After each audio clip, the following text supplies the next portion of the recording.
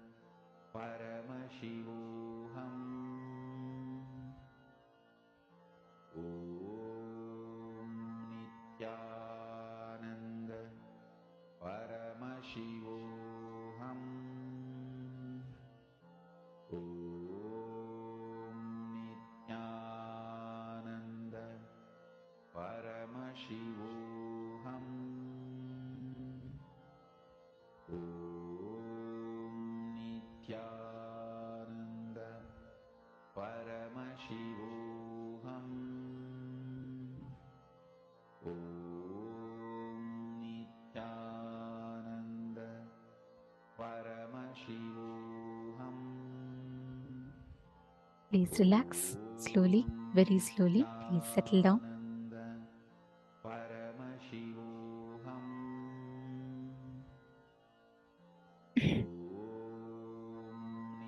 All of you can now please relax.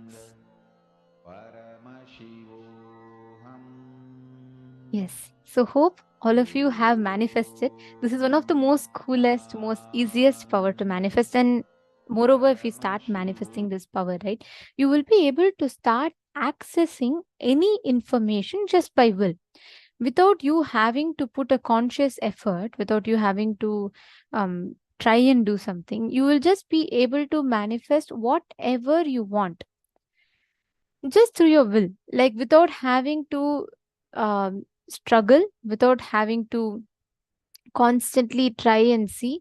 You will be able to know anything that you want to know is under your control. Whatever you want to manifest is all under your control. You will be able to experience that, and that whole experience will just become a part of you.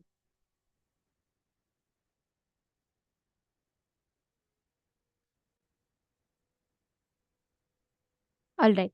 So now all of us are going to be entering into a very, very important session next. We learned now about simple integrity and simple obedience, correct? We all learned about how we can experience that simple integrity and how that is the key for us to experience anything we want in life and manifest anything we want in life. The next session is something very, very beautiful.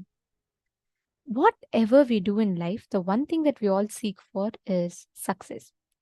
Whether you're making an investment, whether you are making, you're working on some big project, whatever you are doing, the one thing we all seek always is success. But success, as we think, how do we achieve it? By working for success, do you actually get success? Do you all know?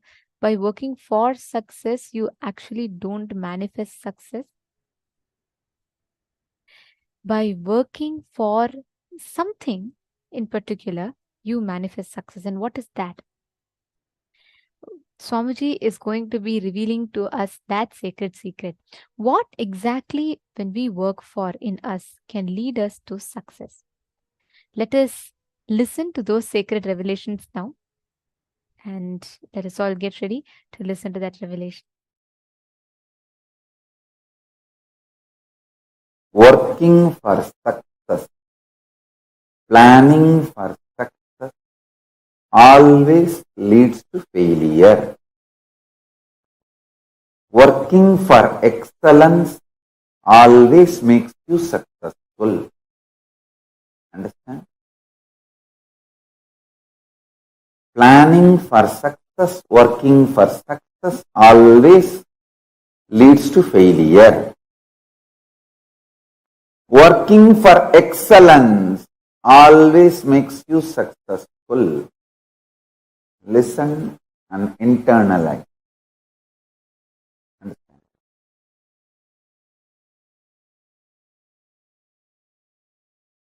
Person who works for success will be very shallow. He will be working dependent on others' opinion about success, because success is always about others' opinion. What others feel, you are successful. All idea of success derived from others, sustained by others, changed by others. All truth about the excellence evolved from you, substantiated, supported by you, and manifested by you. Understand?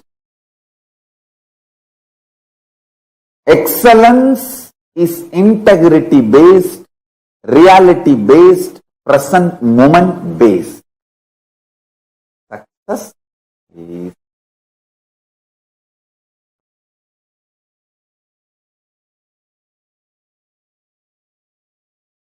others' opinion based.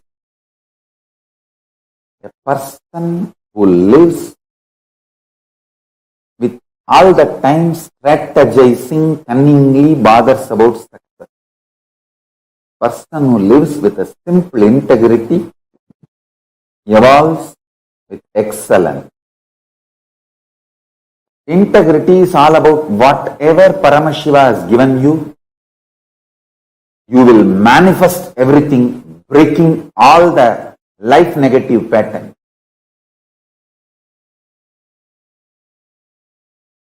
Even in your sleep, you know how to be in tune with Paramashiva and manifest state, space, powers, being, super consciousness of Paramashiva. Excellence is all about from where you are, raising yourself to the next. Success is all about others and how things go with others. I tell you,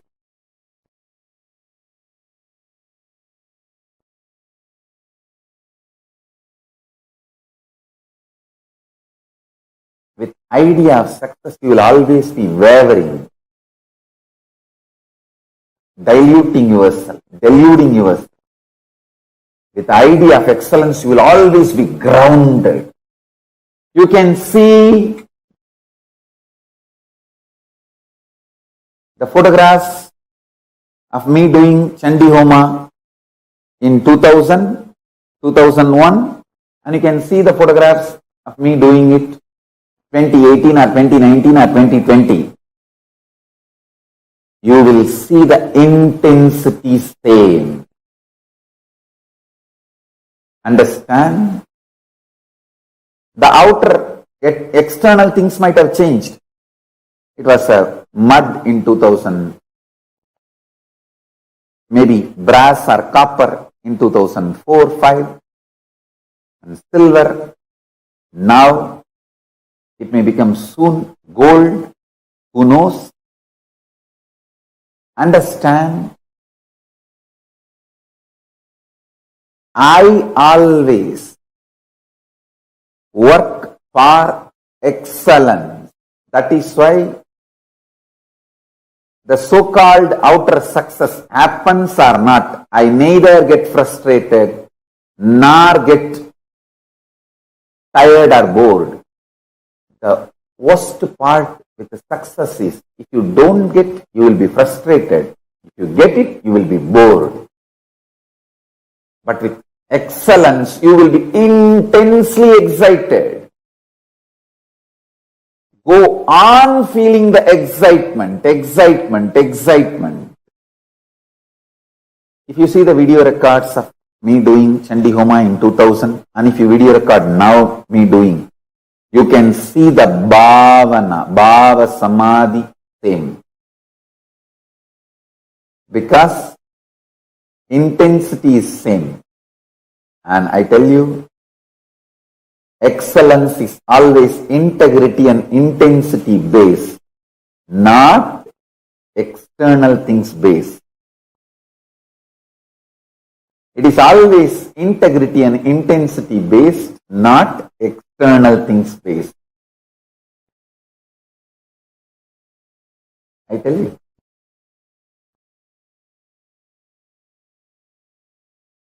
If you are excellence based, you will not bother about even enemies, because you know very clearly your enemies are fools and stupid fellows. Why will you bother about them? You will be so clear. I tell you. From that time till now,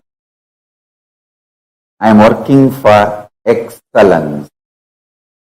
That is why the outer world idea of success never interferes in my life. Be centered on excellence, you will be absolutely integrated to your goal. Even this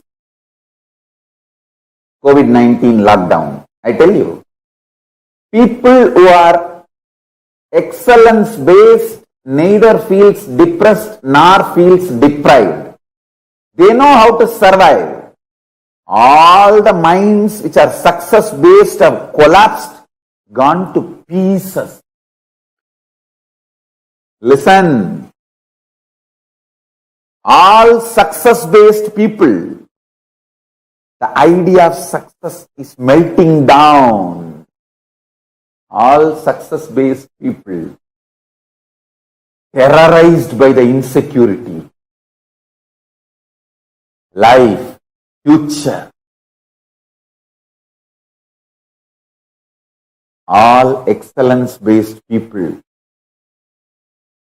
are there with their original excitement and intensity and continuing to plan further with their excellence based mental setup and consciousness. I tell you, only people who are centered and who are thinking excellence based are going to survive this COVID-19 after effects. COVID-19's lockdown, economical meltdown, this global crisis, all this. People who are excellence based are only going to survive this crisis. The people who are success based are just going to melt down. Excellence based consciousness is more like a muscles. Success based mental setup is fat. Don't build too much fat. It will be load on you, tiring you, diluting you, deluding you.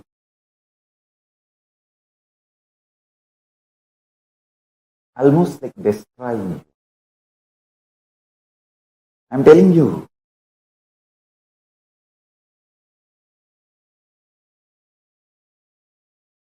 Bring intense integrity. Stop strategizing with life. Start becoming integrated with life.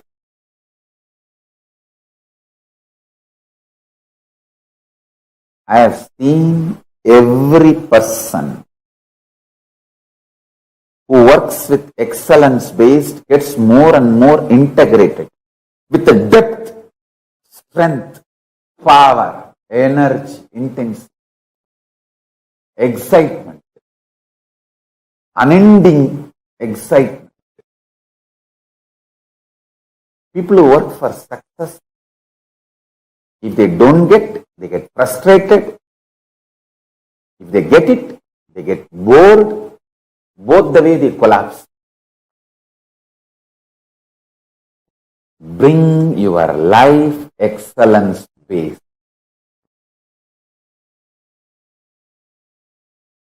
Nothing can touch you, nothing can disturb you, nothing can distract you. Bring your life excellence based. Bring your life excellence based.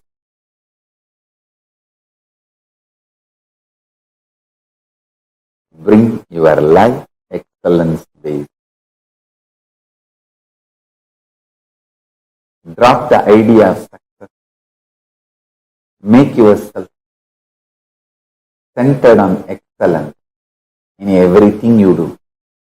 Whether your health or wealth or power manifestation, relationships, anything. Make it excellence based.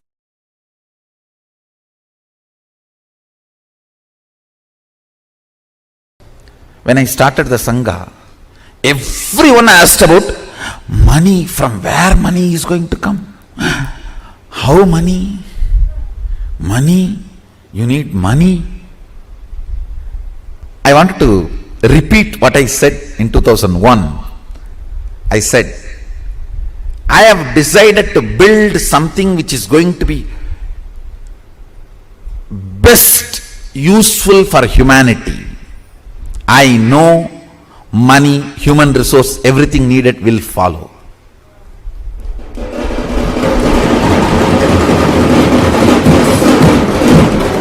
I am planning to build something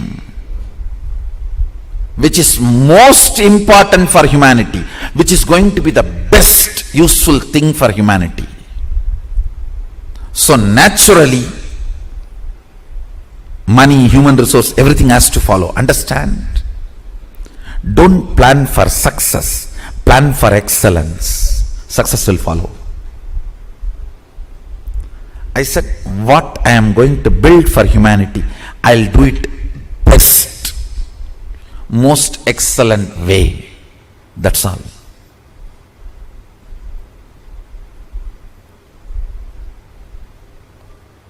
More and more of me makes the Anya come down. Anya means will. To come down, and will starts believing in more and more of impossibility.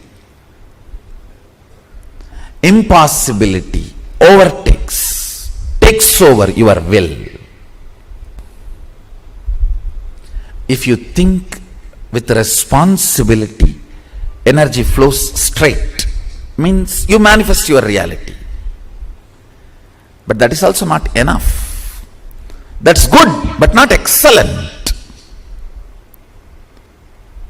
Excellence means constantly cherishing cosmic principles as your thought currents. What's the goal? What's the purpose you want to exist? Why do you exist? More and more of cosmic principles, more and more of cosmic understandings, more and more looking up. Understand? The more and more cosmic principles start sinking in your day-to-day thought currents, lesser and lesser blind spot about your existence. What is blind spot?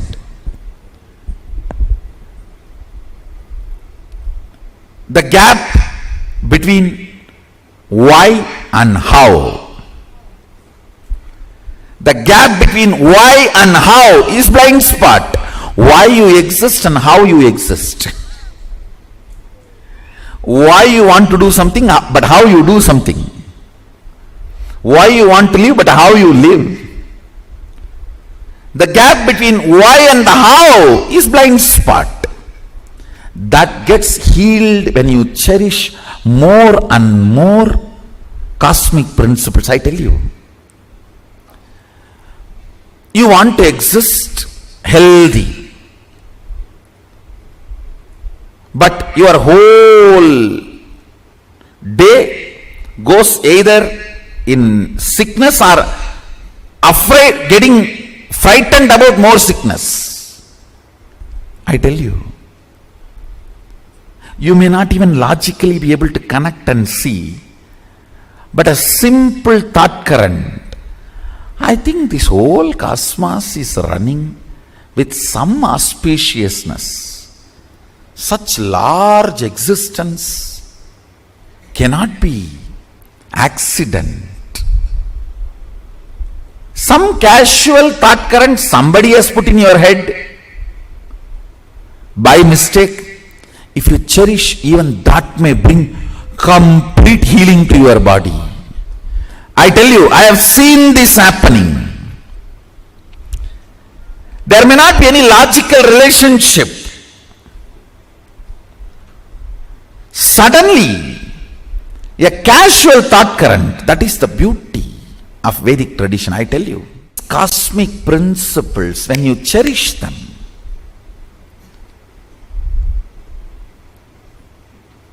completely unconnected problems get solved.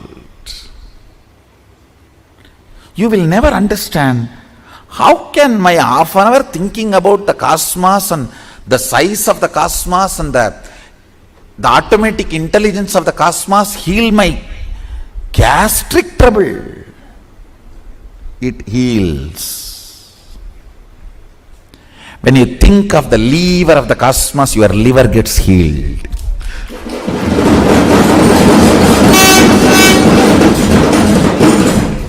I tell you, listen, any cosmic principle, you don't even need to seriously practice it. Just like a sipping cup of coffee, if you sip and very casually flirt with them, romance with them, those cosmic principles, you will see your third eye just goes up, zoom, and refueled. The whole third eye, thankful. Then you can run your life for quite a long time. Logically, you may not be able to connect at all. How come I was thinking about that and this is solved? Because cosmic principles always iron out your blind spots of why you exist and how you exist. Why you want to exist and how you exist. That blind spots get cleared. That is what I call third eye opening.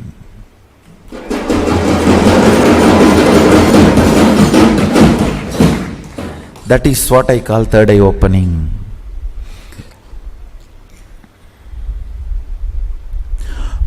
You want to exist for excellence,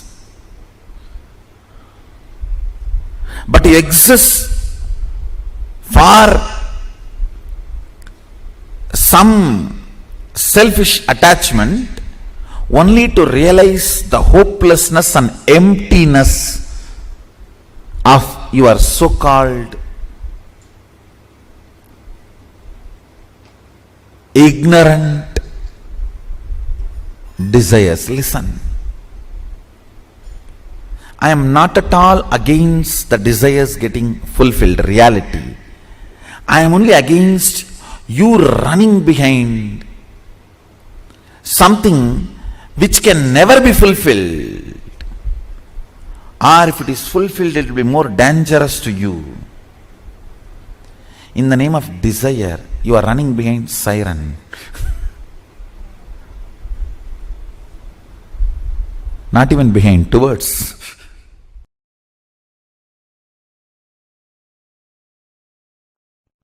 Castrating you to be a just consumer.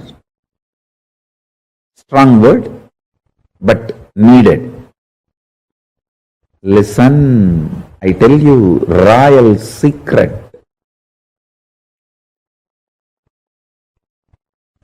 Whenever you expect result, the kind of the anxiety, anxiousness, frustration, your mind is more faster than the light and sound.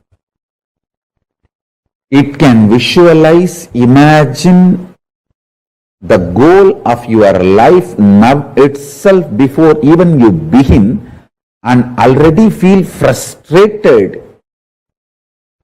feel empty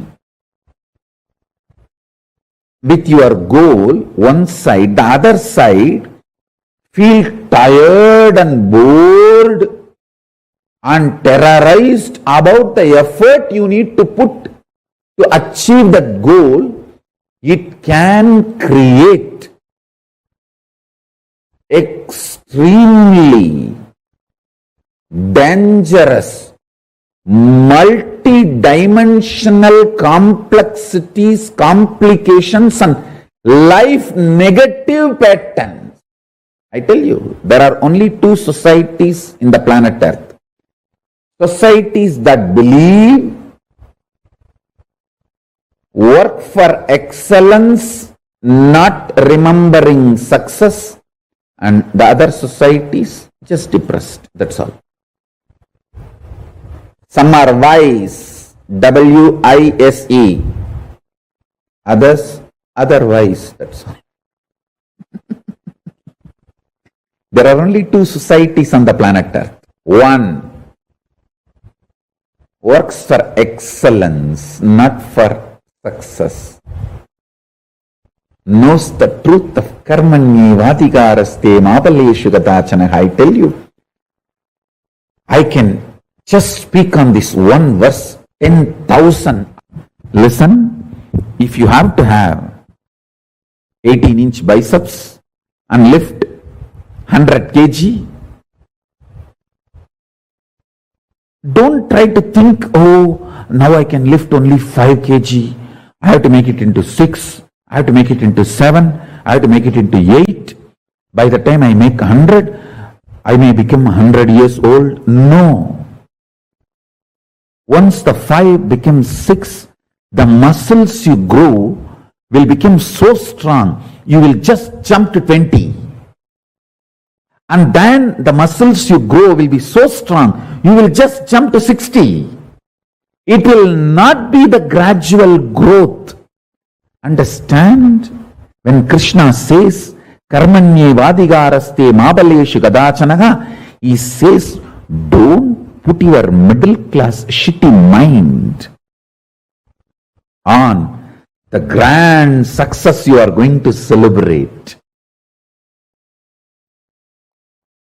The middle class shitty mind has extremely uncountable numbers of blind spots,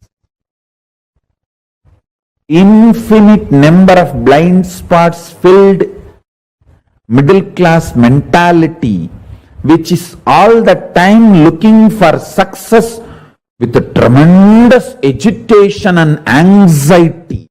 When Krishna says, Karmanyevadhikaraste mabaleshu gadachanaha, he means, he tells you to be grounded, excellence based.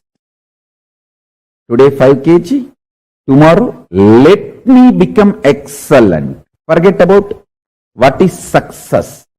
100 kg or 200 kg lifting. 5 kg. Now, let me move to excellence. Excellence means it may be 6 kg or suddenly I may be able to do it 60 kg. Excellence is all I need to focus, not success. Having success in the mind, you will cause multiple blind spots. All the diseases described in psychoanalysis and psychiatric, I think both are different way of robbing you. So,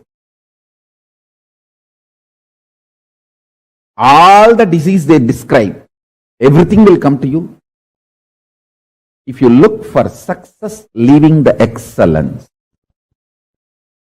People who look for excellence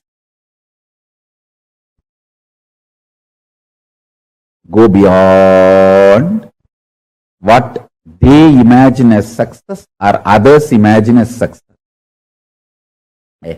Never, even my own disciples who have absolute devotion to me, even imagined I will make a nation. Till I announced.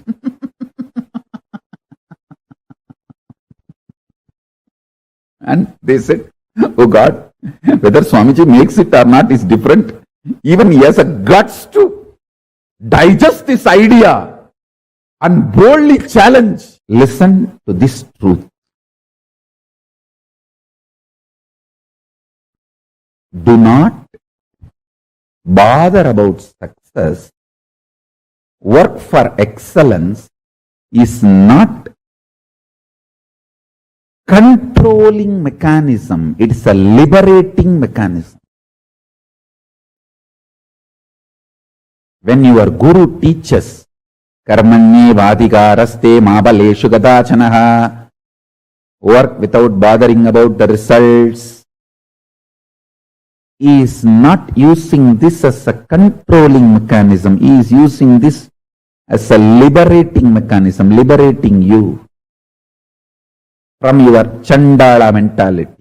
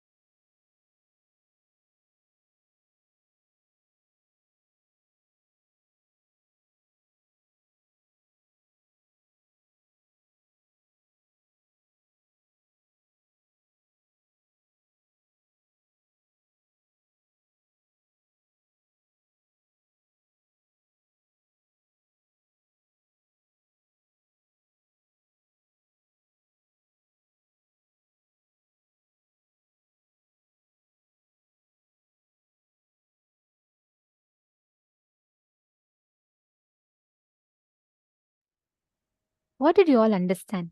Working for success versus working for excellence.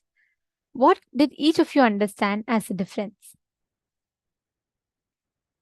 What is working for success and what is working for excellence?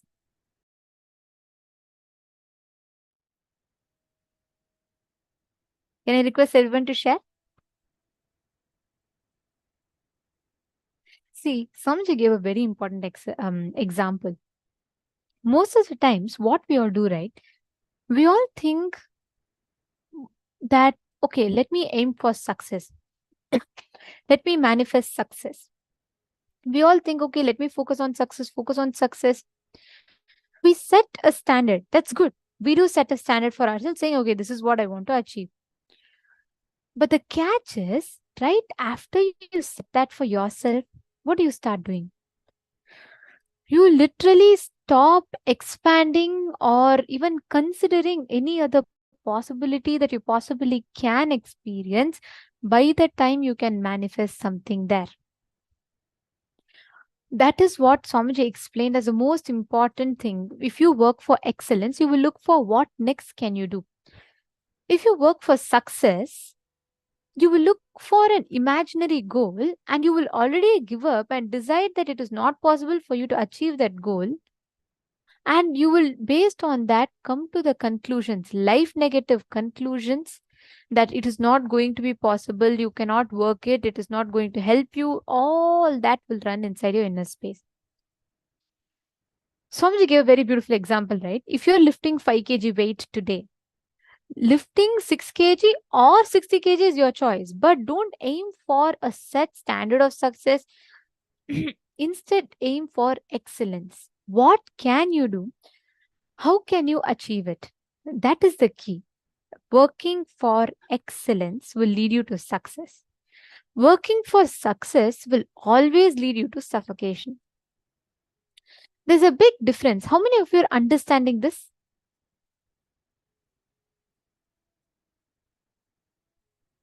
Please put yes in the chat. I'd like to see how many of you are understanding this beautiful truth that Swamiji has revealed.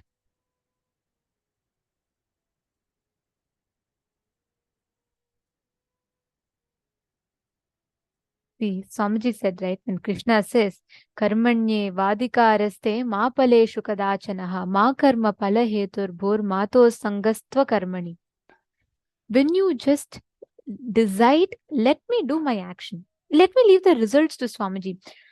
Whenever you do that, right, Swamiji will take care of the results. There is two things. One, you can have your possibilities of success, your possibilities of what can go right and wrong. Second is leaving it to him, his possibility. And we know when we leave it to Swamiji, how Swamiji will take care of it. Every time you try to do something on your own, you think, oh, I will know, I can do something. But end of the day, we all constantly keep failing. We keep aiming for some imaginary thing. Halfway through the journey, we give up. We go through a lot of struggle. When you just leave it to Swamiji, and when you just decide, okay, let Swamiji take care. Swamiji will take care of it. Let me leave whatever I know to Swamiji. From there, let Swamiji take care of it. That space in us that we have, that will lead us to success. Take a few minutes and internalize this one important truth. Just see in your life, where all do you think constantly this aspect you repeat in life, where you are stuck so much with an imaginary standard of excellence that you forget to work, imaginary standards of success, but you forget to even take steps towards that and you give up. Instead, start with excellence. Means, what can I do best with what I have at this moment? Let me start with that. That will make you have tremendous will persistence in life.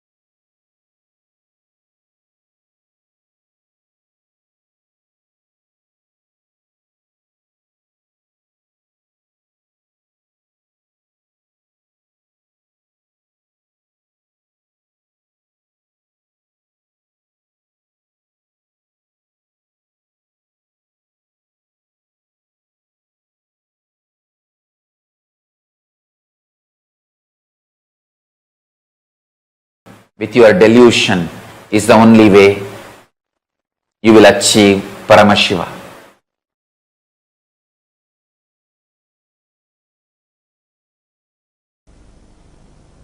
Worshipping the unknown is worship of Kali. Worshipping the unknown is worship of Vishnu. Vishnu means what? Unknown Vyakti.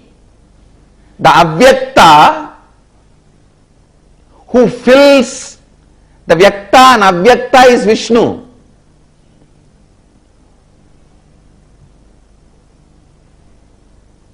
Who is embodiment of Vyakta and Avyakta is Kali.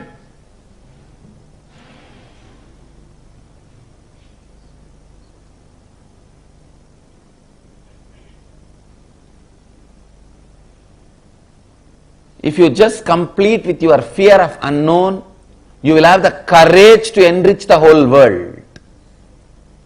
You will have the courage to complete with your all problems. Courage to enrich the whole world and courage to complete with all problems is one and the same. If you don't have the courage to complete with all components of you, you will have the same fear outside to reach out to people. That is why I tell you, the person who completes will be the real enricher. The person who enriches will be the real completer. Enriching and completion goes hand in hand intensely. Enriching and completion are like a anga, not step by step. Patanjali says Ashtanga Yoga means 8 parts of yoga. He doesn't say Ashtapatha Yoga means 8 steps of yoga. No, Ashtanga Yoga. Yama, Niyama, Asana, Pranayama, all of them are different components of yoga, anga of yoga. Same way, completion, enriching, causing, integrity, authenticity. Integrity, authenticity, responsibility, enriching and causing, completion. All the 6 are Shashtanga Yoga, not Shashtapatha Yoga. Shashtanga Yoga. Complete, enrich, cause, everything together. Your completion will cause enriching and enriching will cause completion. When you are afraid of handling some questions from others, some doubts from others, you are afraid of handling some incompletions of you. If you handle that incompletions of you, you will have the answer to enrich others, cause others.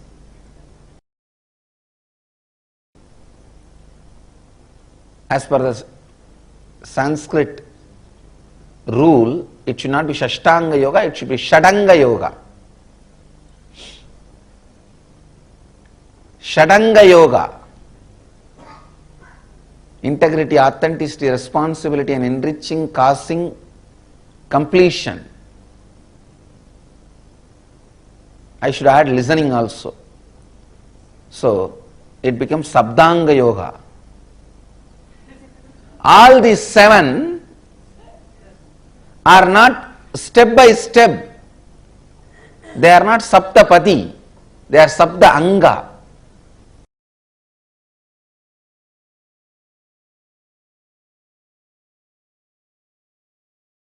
If you feel I am your puppet, be assured you have a relationship which I had with my Guru Arunagiri Yogeshwara.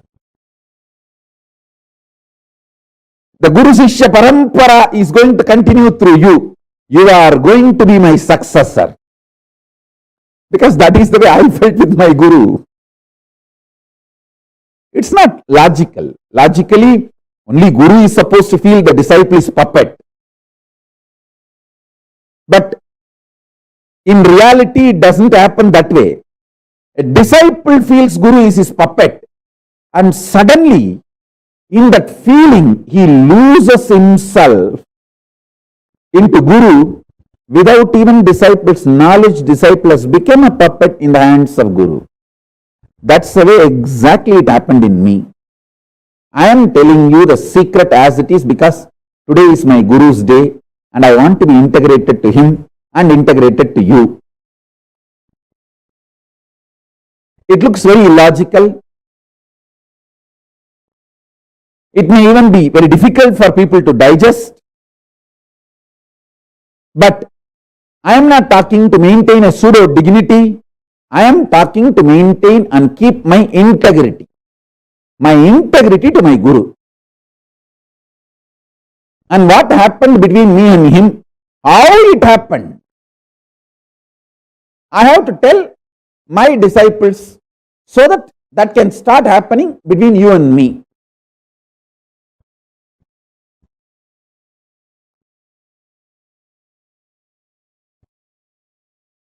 Please listen. If you read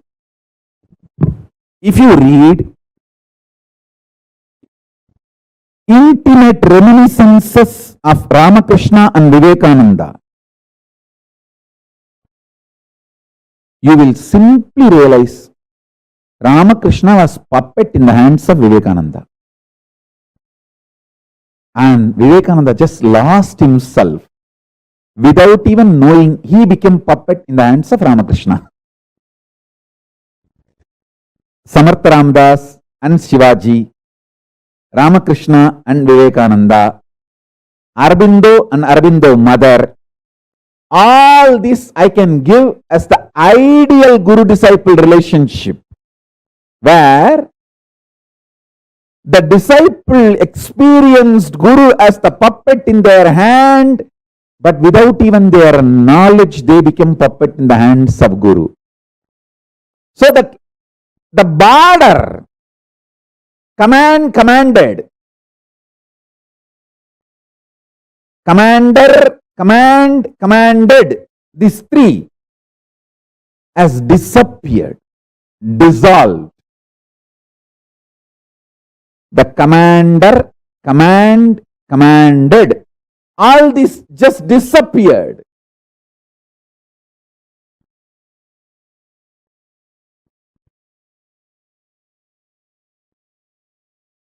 I can give you some of the most powerful examples of this Guru-disciple relationship in Hindu tradition. Nandi and Paramashiva.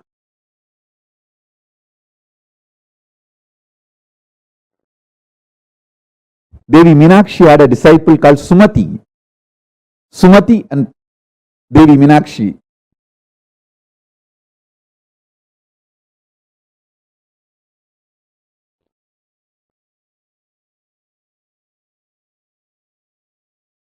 Even Krishna and Arjuna, Naranarayana.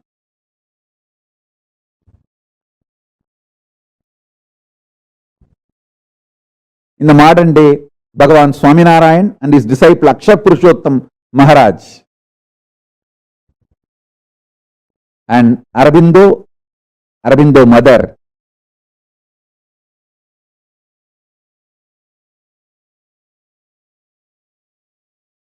I tell you, love can just open all gates of all lokas. Up, down. Tyaga can open only up to Tapoloka. Brahmanyana, enlightenment, can open only up to Brahmaloka.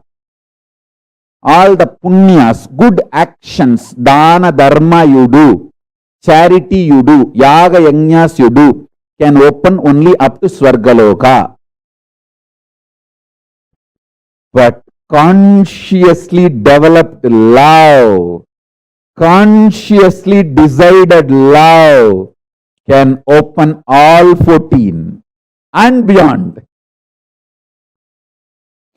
That's the beauty and power of conscious love. See, I am giving you cosmic secrets. I tell you, inside your heart, deeply, secretly, if you are cherishing, I am your puppet, be assured you are my disciple, and through you, the Guru Shishya Parampara is going to continue. You are going to be the living stream of me. Whoever feels I am your puppet, you can be rest assured you are inheritor of Paramashiva. And what I got from my Guru, Arunagiri Yogishwara, you are going to receive through me. And you are going to continue this Guru Shishya Parampara. Not just getting enlightenment, not just getting powers. You are just going to be inheritor of everything, of me. What I got from my Guru, Arunagiri Yogishwara, everything. Because I felt Arunagiri Yogishwara is my puppy love and puppet love.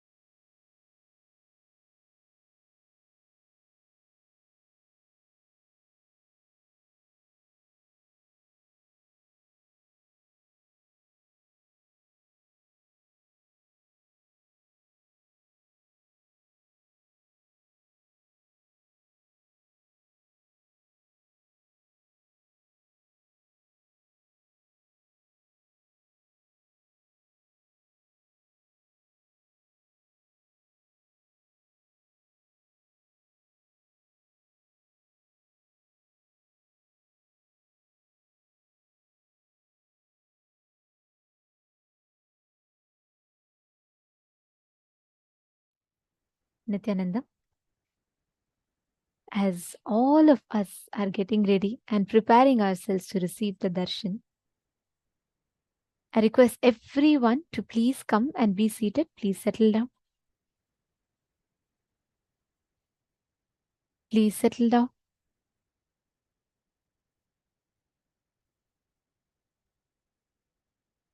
Can I request all of you to please come on camera, please?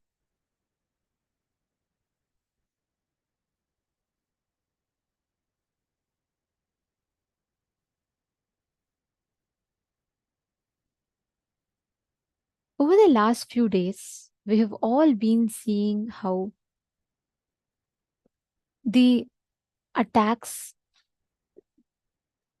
the persecution, and all the illegal attacks that are happening on every Hindu guru. Yesterday, we saw how the whole lawfare was launched, and we saw the character assassination that happened. And yesterday, we all understood about the assassination attempts that happened. But today, what we are going to tell you all is one of the most painful thing that can ever be done. And we are going to be taking all of you through the exact facts as it happened. Because as we all sit each day enjoying receiving the darshan boons, it's equally important that we understand